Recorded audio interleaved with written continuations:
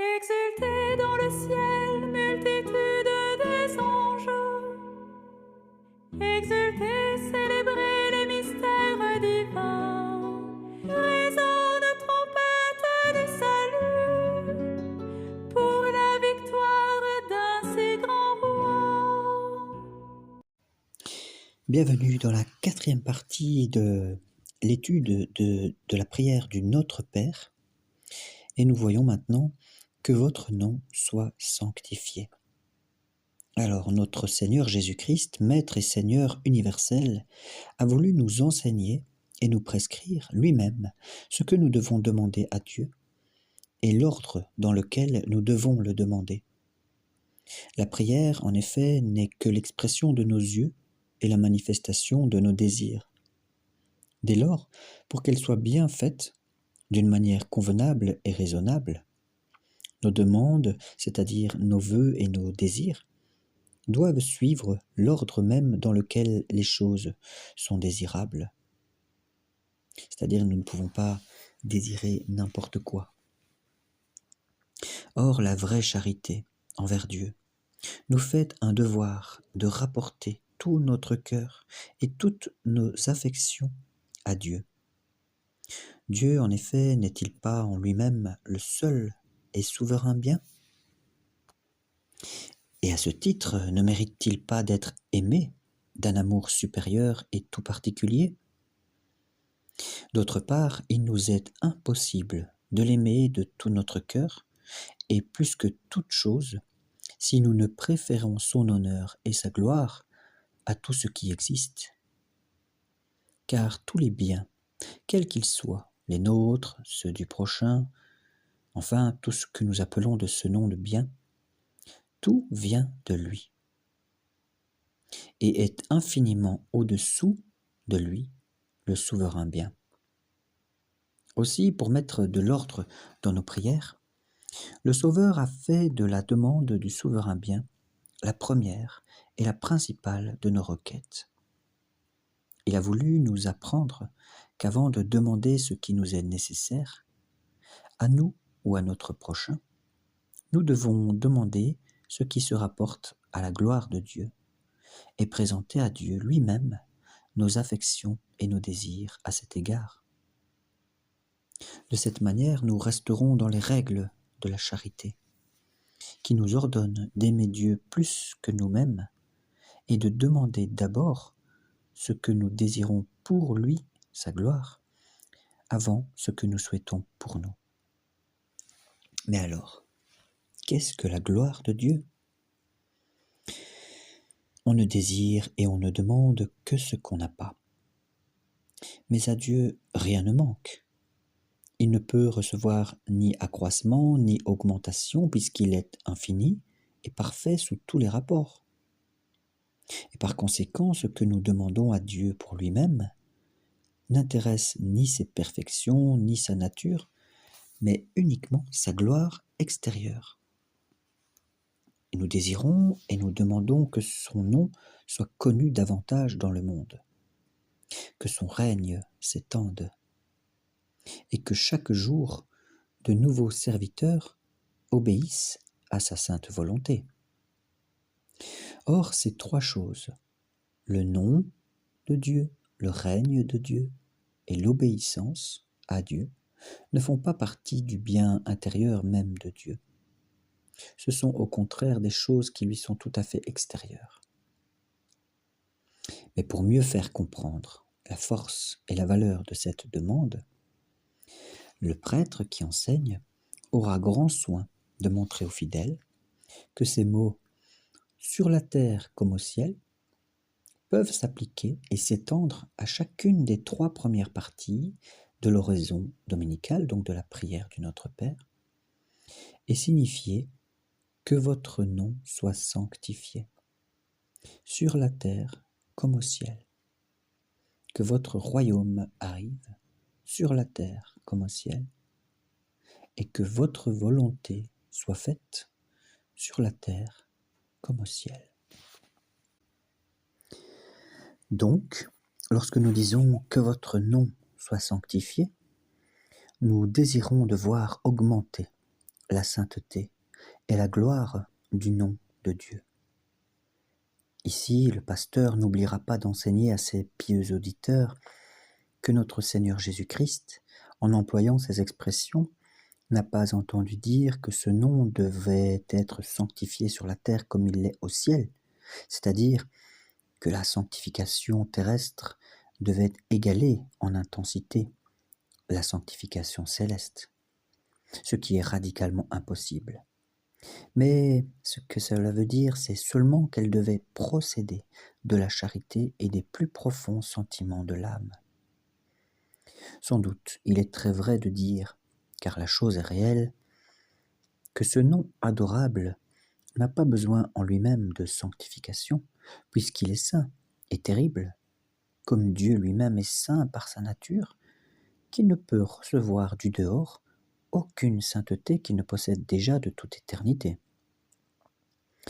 Mais il faut bien dire, sur la terre, il est loin d'être honoré comme il mérite de l'être.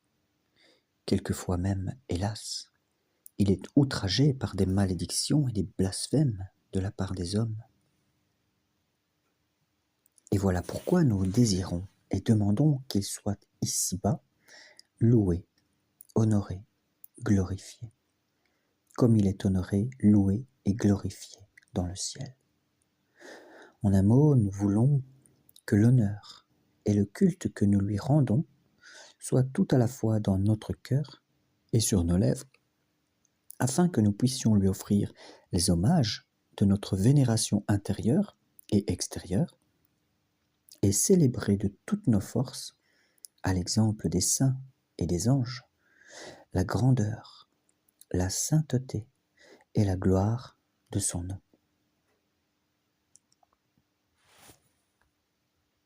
Voyons maintenant l'objet de la première demande. De même que les habitants du ciel exaltent la gloire et les louanges de Dieu dans un concert parfait, de même nous demandons que toute la terre ait le même bonheur, que toutes les nations connaissent, honorent et servent Dieu, qu'il ne se rencontre nulle part un seul homme qui ne soit chrétien, que tous se consacrent entièrement à Dieu, qu'ils soient convaincus que toute sainteté vient de lui comme de sa source, et qu'il n'y a de pur et de saint que ce qui procède de la sainteté du nom de Dieu. En effet, au témoignage de l'apôtre Paul, dans le 5e chapitre de la lettre aux Éphésiens, il écrit « L'Église a été purifiée par l'eau dans la parole de vie. Or, la parole de vie, c'est le nom du Père, du Fils et du Saint-Esprit, dans lequel nous sommes baptisés et sanctifiés. » Ainsi, puisqu'il n'y a ni expiation, ni pureté, ni sainteté en celui sur qui le nom adorable de Dieu n'a pas été invoqué, nous souhaitons et nous demandons que le genre humain tout entier abandonne les ténèbres impures de l'infidélité, qu'il soit éclairé des splendeurs de la lumière divine, et qu'il reconnaisse si bien la vertu de ce nom, et qu'il cherche en lui la véritable sainteté, et enfin qu'après avoir reçu le baptême au nom de la sainte et indivisible Trinité, il parvienne, avec l'aide de Dieu, à la plénitude de cette sainteté qui doit être l'objet de tous ses vœux. Nos désirs et nos supplications s'étendent également à ceux qui sont souillés de désordre et de crimes, qui ont perdu la pureté du baptême et la robe d'innocence, et qui ont été assez malheureux pour tomber de nouveau sous la puissance du démon. Nous souhaitons et demandons à Dieu que son nom soit sanctifié en eux, c'est-à-dire qu'ils rentrent en eux-mêmes, qu'ils reviennent à de meilleurs sentiments, qu'ils recouvrent par la pénitence leur ancienne innocence, et qu'ils redeviennent enfin de vrais temples saints, de dignes habitations de Dieu, et que cette lumière arrive jusqu'à nous par sa divine Nous volonté, demandons en outre que Dieu et que c'est veuille à bien lui qu'ils éclairer sont tous redevables les de la esprits de sa tempérance, lumière, de la afin qu'ils justice, puissent voir de et la vie, constater que, du salut, comme il est écrit, enfin tout en bien général de tous excellent les et biens tout du don corps et de parfait l'âme, les descendent biens du extérieurs Père et des les biens Lumières. intérieurs. Et tout ce qu'ils ont ainsi reçu, ils ne doivent pas oublier de le rapporter à celui de qui tout procède, comme il est écrit, et comme le proclame l'Église. Donc c'est de Dieu que tout procède. Car si le soleil, avec sa lumière, si les autres astres, avec leurs mouvements et leur cours réguliers, nous sont d'une utilité admirable, si l'air qui nous environne sert à nous nourrir, si la terre, avec l'abondance de ses moissons et de ses fruits, fournit à la subsistance de tous les hommes, et si les magistrats, avec leur vigilance, nous permettent de jouir du repos et de la tranquillité, c'est à l'infinie bonté de Dieu que nous devons tous ces avantages, et une foule innombrable d'autres du même genre. Et même les causes secondes, ainsi que les philosophes les appellent, ne doivent être à nos yeux que comme autant de mains admirablement façonnées et préparées en vue de nos besoins, par lesquels Dieu nous distribue ses bienfaits et les répand à profusion dans toutes les parties de l'univers. Mais ce que nous demandons plus particulièrement par cette première partie de l'oraison dominicale, c'est que tous reconnaissent et révèrent la très sainte épouse de Jésus-Christ, l'Église, notre mère. Car seule elle possède cette source surabondante et intarissable de grâce divine, capable de purifier et de laver toutes les souillures du péché. Cette source surnaturelle d'où jaillissent tous les sacrements de la sanctification et du salut, lesquels, comme autant de canaux sacrés, font couler dans nos âmes la céleste rosée, l'eau vivifiante de la sainteté. Seule, enfin, avec les enfants qu'elle tient réunis dans ses bras et sur son sein, l'Église a le droit d'invoquer ce nom adorable qui, comme il est écrit dans le chapitre 4 des Actes, ce nom adorable est le seul sous le ciel par lequel il soit donné aux hommes d'être sauvés. Il est donc important qu'un vrai chrétien doit honorer ce saint nom par ses actions. Les pasteurs auront soin d'insister très spécialement sur ce point, qu'il est d'un bon fils de ne pas prier Dieu son Père seulement en parole, mais de faire en sorte, par sa conduite et ses actes, que sa sanctification du nom divin brille dans toute sa personne. Et plût à Dieu qu'il ne se trouva pas de chrétiens qui, tout en demandant dans leurs prières la sanctification de ce nom béni, le déshonorent par leurs actions, autant qu'il est en eux, et quelquefois même sont cause des malédictions qu'on prononce contre lui. C'est d'eux que l'apôtre a dit, dans la lettre aux Romains, « On blasphème le nom de Dieu à cause de vous parmi les nations. »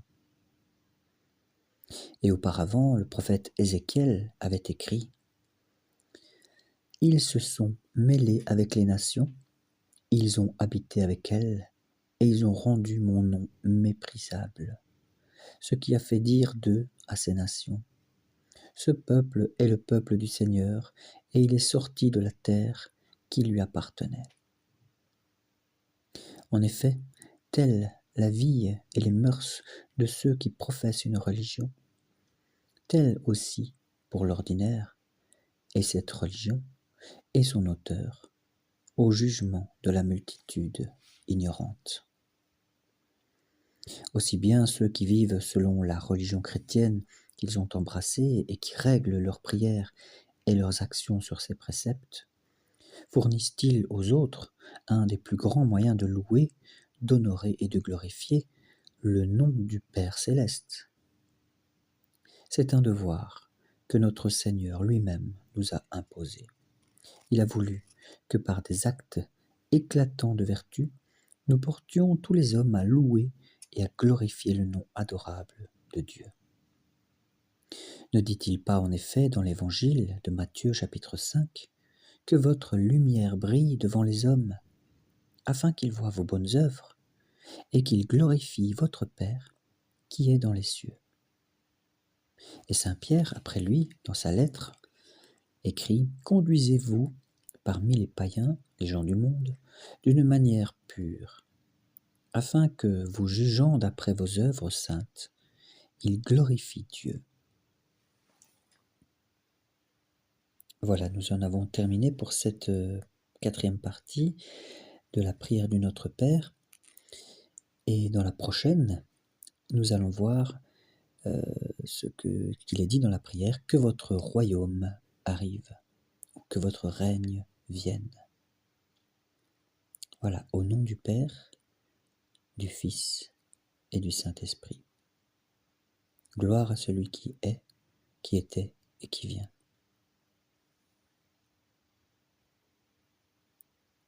N'hésitez pas à vous abonner, à partager, pour la gloire de Dieu et le salut du monde.